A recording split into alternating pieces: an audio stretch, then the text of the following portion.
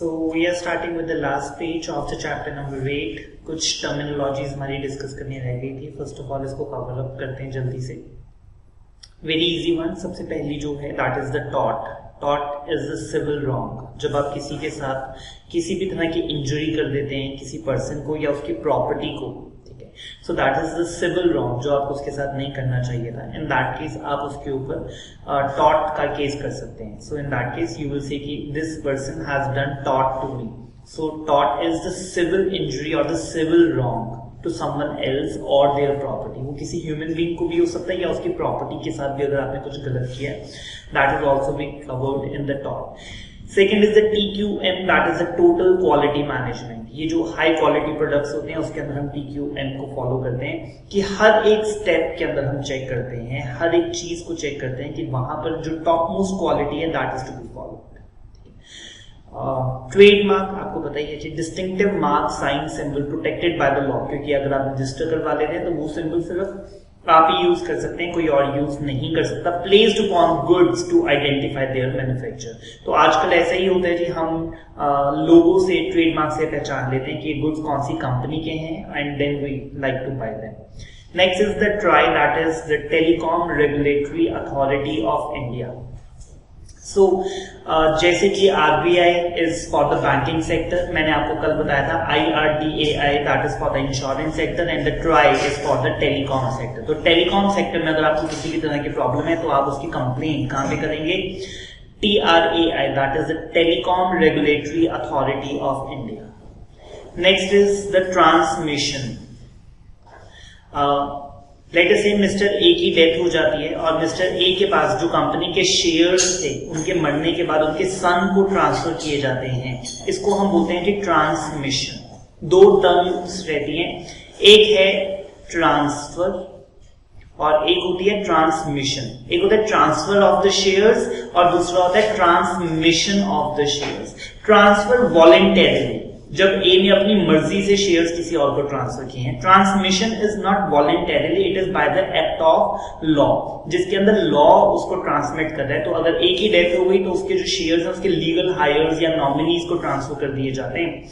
सो इस यहां पर वर्ड हम ट्रांसफर वर्ड नहीं यूज करेंगे क्योंकि ट्रांसफर में फ्री विल होना बहुत जरूरी है, लेकिन ट्रांसमिशन में फ्री विल नहीं होती. मरने के बाद तो जो भी आपके लीगल हायर्स हैं as per the Hindu law, या अगर आपने नॉमिनेशन का फॉर्म भरा था कि मैं चाहता हूं कि मेरे मरने के बाद शेयर्स इनको दिए जाएं, तो उस नॉमिनी को दिए जाएंगे. बट अगर आपने नॉमिनी नहीं बताया था, विल नहीं बनाई थी, फिर हिंदू लॉ के हिसाब से जैसे भी बंटवारा किया जाता है सन्स में, डॉटर्स में, उस हिसाब से किया जाएगा.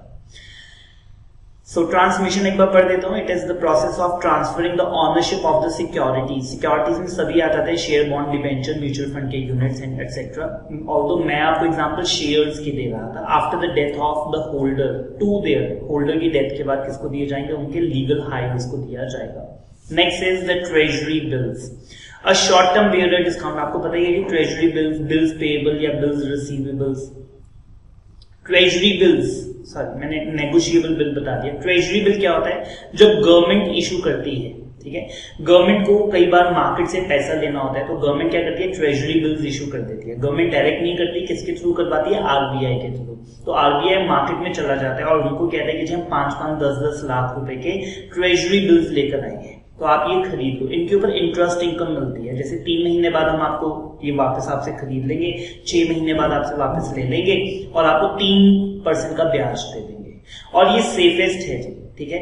देखिए मैं आज बैंक में FD करवाता हूँ, बैंक फेल हो सकता है, बैंक करप्ट हो सकता है, बट गवर्नमेंट ऑफ इंडिया अगर आपको कह रही है कि वो 3 महीने के बाद आपको इतने रुपए देंगे, and that case it is full proof, वो तो पैसे आपको मिलेंगे ही मिलेंगे.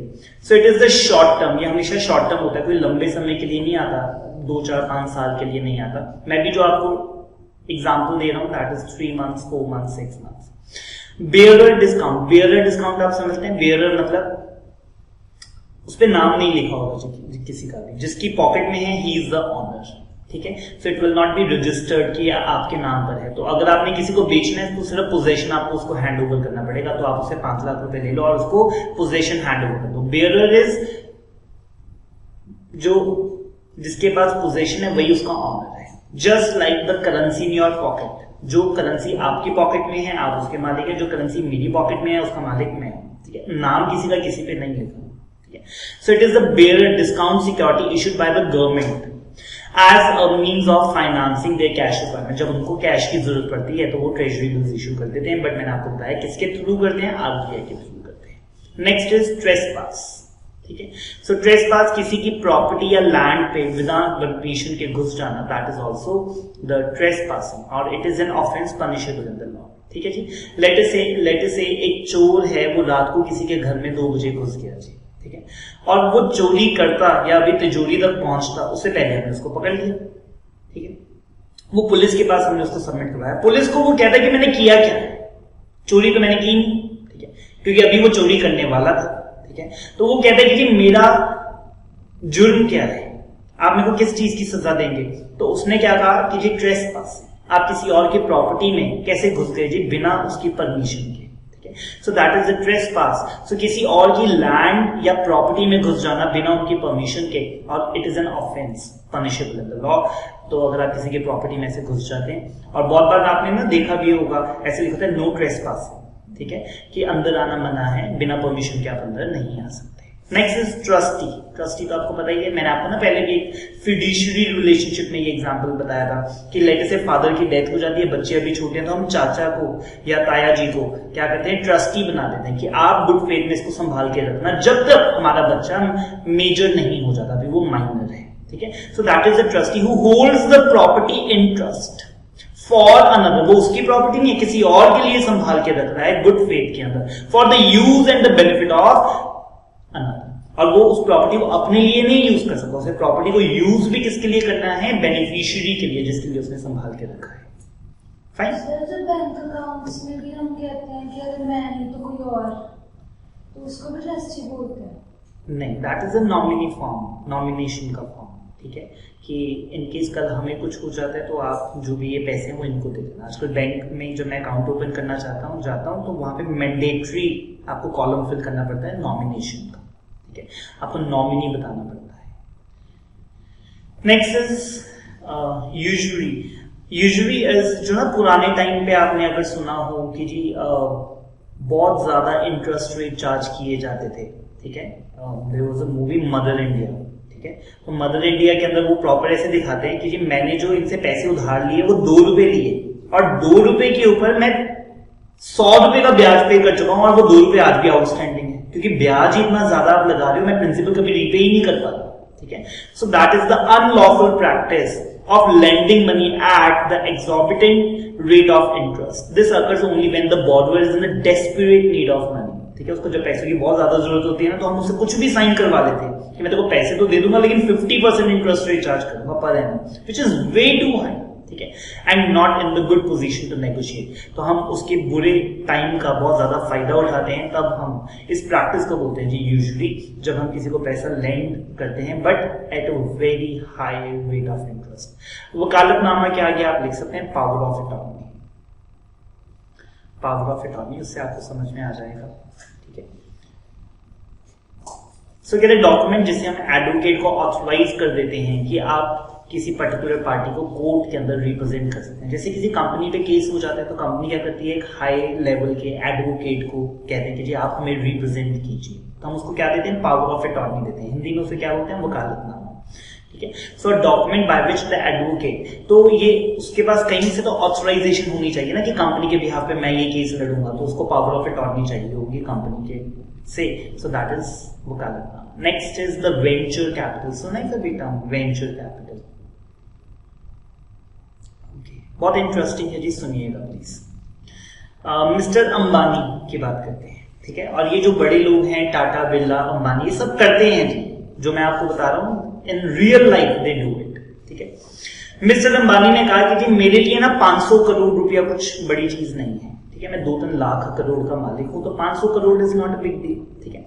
तो मैं क्या करता हूं, यंग एंटरप्रेन्योर्स में जिनके पास पैसा नहीं है उनमें इन्वेस्ट करता हूं, ठीक है। और उन्होंने कहा कि जी मैं पैसा कैसे इन्वेस्ट करूंगा, वेंचर कैपिटल के थ्रू, ठीक है। तो लेट से I am that young entrepreneur, मैं आईटी फील्ड का बंदा हूं, मेरे को बहुत अच्छा एक सॉफ्टवेयर का कोई ऐप मैंने बनाई है, ठीक है, जो मेरे को लगता है कि बड़ी सुपर हिट जाएगी, लेकिन मेरे पास कैपिटल नहीं है, कि मैं उसको प्रमोट कर सकूं, एक्चुअलाइज कर सकूं, इस तरह से। ये बात आप समझ रहे हैं? It may be any invention, मैंने तो आईटी की ले ली, कोई भी मेरे पास एक वंडरफुल आइडिया, लेकिन मेरे पास पैसा नहीं है। अब मिस्टर अंबानी मेरे को क्या कहते हैं कि जी मैं इस तरह के 500 लोगों में इन्वेस्ट करूंगा, सबको 1-1 करोड़ रुपया दूंगा, ठीक है। तो उन्होंने 500 जमा इन्वेस्ट कर दिया और वेंचर कैपिटलिस्ट में उन्होंने क्या कहा कि अगर मेरे से क्या डील की कि कल जो भी प्रॉफिट होंगे 50-50, पैसा मेरा, दिमाग आपका, एग्जीक्यूट सारा आपने करना है, टाइम मेरे से मत मांगना, मेरे से सिर्फ पैसा मांगना। सो इन दैट केस जो भी कल प्रॉफिट होंगे वो 50-50। 500 में से अगर एक फॉर्मूला भी हिट हो गया, 500 में अगर एक फॉर्मूला भी हमारा हिट हो गया, इन दैट केस वो 1000 करोड़ भी उनको कमा कर दे सकता है, ठीक है। So that is the concept of venture capitalist. Read करते हैं इसको। Capital invested in a business on the basis that the investor receives a share in the outcome of the enterprises rather than fixed rate of interest। उन्होंने ये नहीं कहा कि 1 करोड़ में के ऊपर मेरे को 10% की रिटर्न दे देना, ऐसा नहीं। उन्होंने कहा कि जी मैं पैसा लगा रहा हूं, मेरे को शेयर इन द प्रॉफिट चाहिए। It may B 50-50, it may B 80-20। अगला कहे कि जी मैं तो 80% रखूंगा, ठीक है। अगला भी कहे कि जी वैसे तो मेरा आइडिया कभी काम ही नहीं करेगा, इनको दे दूंगा तो शायद 20% तो कमाऊं मैं, मेरा आइडिया तो एक्चुअलाइज हो, कल मैं कुछ और भी कर लूंगा। So it may be any share depending upon the terms and conditions. Fine. So capital invested in a business जिसमें इन्वेस्टर को क्या मिलता है जी, a big share in the outcome of the enterprise, in the profits of the enterprise. Next is the watchdog.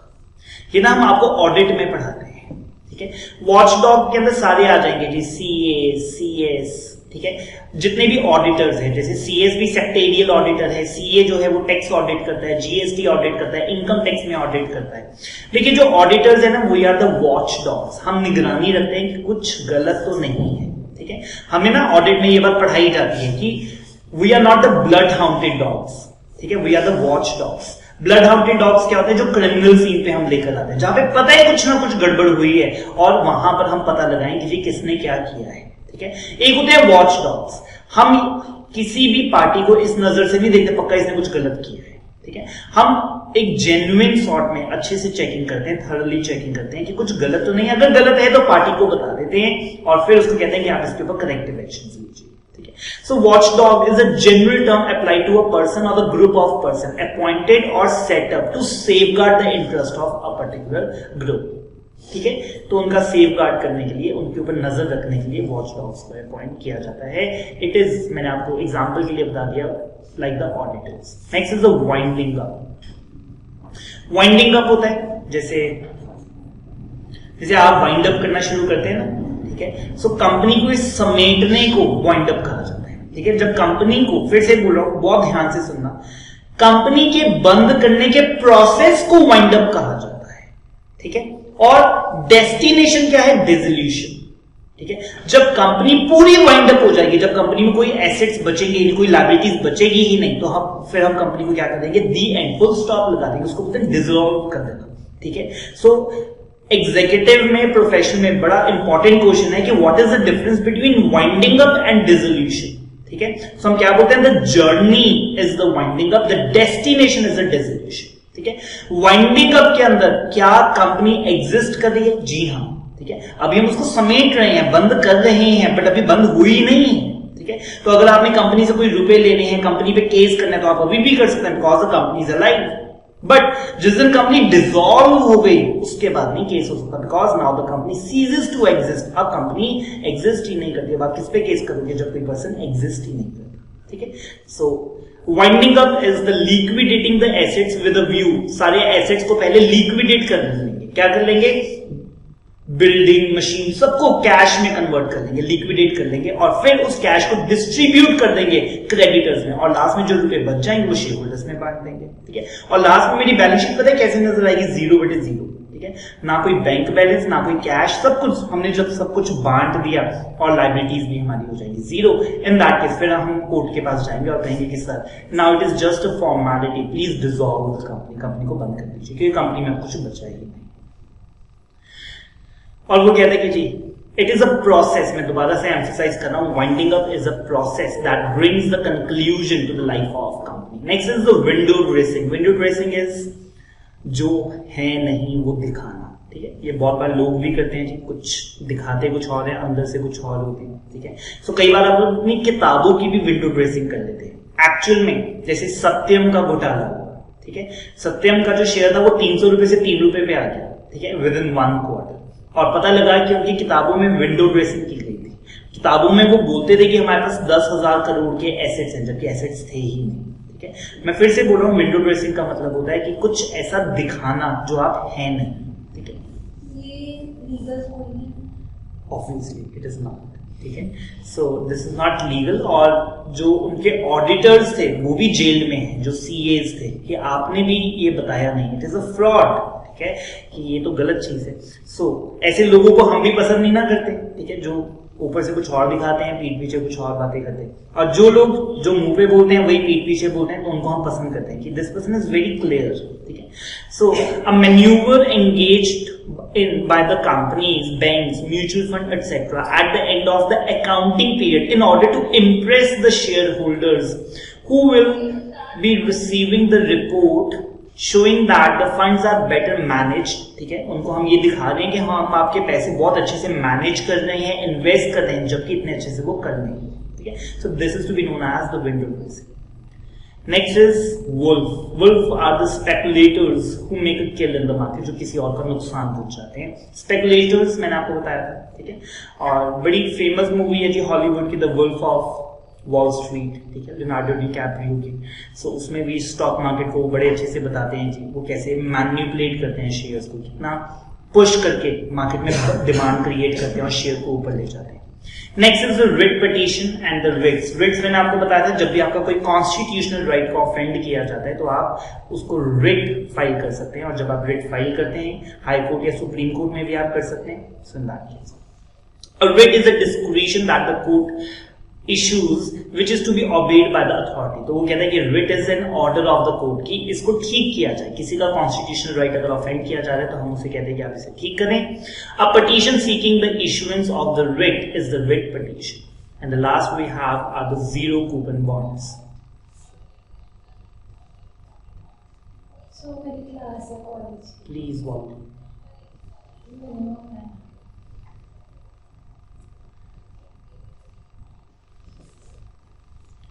So the last terminology which we have are the zero coupon bonds। Zero coupon bonds वो होते हैं जिनके ऊपर interest नहीं दिया जाता, ठीक है। The rate of interest is 0%, ठीक है। एंड फिर आप कहेंगे कि सर अगर इंटरेस्ट मिलना ही नहीं तो कोई भला इसमें क्यों इन्वेस्ट करेगा। ये डिस्काउंट पे इशू किए जाते हैं, रिडीमेबल एट पार। जैसे 100 रुपए का बॉन्ड है, हम आपको क्या करेंगे 20 रुपए में इशू कर देंगे, और क्या कहेंगे 5 साल बाद 10 साल बाद आप इसको 100 रुपए पे रिडीम करवा देना। लेकिन 100 रुपए का जो है वो हमने इशू कितने पे कर दिया, 20 रुपए पे। ये जितना डिस्काउंट है that is the benefit to the, ठीक है, that is the income to the investor, ठीक है। और मैं आपको रियल फैक्ट बता रहा हूं, my father have invested IDBI के अंदर 1995 के अंदर उन्होंने इन्वेस्ट किया 1 लाख रुपए के जीरो कूपन बॉन्ड्स, जो कि पता है कितने के इशू किए थे, 2500 रुपए, ठीक है। और उन्होंने कहा कि 25 साल के बाद 1 लाख रुपए आपको, ठीक है। सो माई फादर हैव इन्वेस्टेड, उन्होंने 5-6 खरीदे 2500 रुपए के, और 25 साल के बाद 6 लाख रुपीज, ठीक है। So it is like that. तो बड़े अच्छे ऑफर्स आती हैं जी इनके ऊपर, ठीक है। So these are very popular in to the market. Whenever some company issues zero coupon bonds तो उसकी बड़ी डिमांड रहती है, they are very popular, rate of return भी काफी अच्छा होता है। सो एक बार रीड कर देता हूँ, कहता है एक बॉन्ड जो आपको इंटरेस्ट नहीं देता जी, but it is sold originally at a substantial discount, बहुत ज्यादा डिस्काउंट। जैसे 1 लाख रुपए का बॉन्ड कितने का दे दिया जी कंपनी ने, 2500 का, from its eventual maturity value paying the investor. और जब इन्वेस्टर को रीपे करना होगा तब हम उसे फुल फेस वैल्यू देंगे when it comes due, and the difference जो उसने इनिशियली पे किया था और उसे पेमेंट के ऊपर जो मिलेगा दैट इज द बेनिफिट। तो 2500 रुपए हमने पे किए थे, 1 लाख रुपए हमें मिले, 97,500 का हमें प्रॉफिट हुआ। बट इसमें मेच्योरिटी पीरियड बहुत लंबा रहता है, जैसे मैंने आपको बताया 25 साल। तो इसमें कंपनी को फायदा होता है कि सिर्फ अपना नेम बढ़ाने के लिए करती है। ऑब्वियसली फायदा है जी। ये जनरली ना उन कंपनीज के लिए फेवरेबल होता है who are in the struggling phase. ठीक है, देखिए आज मैं लोन ले लूंगा, कल से मेरे को किस्तें देनी पड़ेगी ना, सो मेरे को बड़ा बर्डन आ जाता है। तो मैं कहता हूँ मेरे को पहले अच्छे से अपने पैरों पे खड़े होने दो, 2-4-5 साल मेरे को दंग मत करना। ठीक है, और जो बड़े प्रोजेक्ट्स में पैसा लगाते हैं, ठीक है, जैसे बड़े प्रोजेक्ट्स में, जैसे मेरे को पावर प्लांट लगाना है, तो पावर प्लांट लगाने में मेरे को 5 साल लगेंगे, एट पार आने में 5 साल लगेंगे, फिर 5 साल में जाके मैं प्रॉफिट में आऊंगा। ठीक है, और मेरे को किस्तें अगर आप आज से ही पे करने के लिए कहोगे फिर तो मैं बहुत ज्यादा लॉसेस में आऊंगा। सो इस तरह के प्रोजेक्ट्स में भी इस तरह से पैसा लिया जा सकता है कि हम आपको रेकरिंग लेवल पे कुछ नहीं पे करेंगे, मैच्योरिटी पे आना 10-20 साल के बाद फिर हम आपको पे करते हैं। Fine, so that is it from this chapter.